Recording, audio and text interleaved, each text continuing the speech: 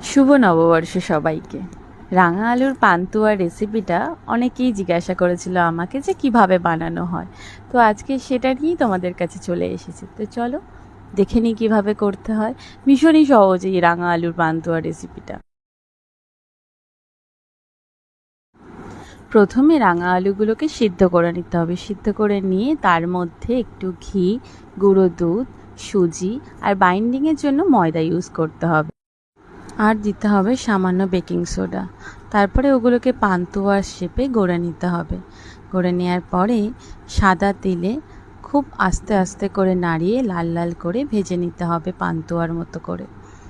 তো তারপরে আগে থেকে করে রাখা 1:1 সুগার সিরাপে ওগুলোকে সাথে সাথে দিয়ে দিতে হবে তেল থেকে তুলে। তারপরেই খানিকক্ষণ রেখে দিলে তৈরি হয়ে যাবে রাঙা আলুর পান্তুয়া। দেখুন ভীষণই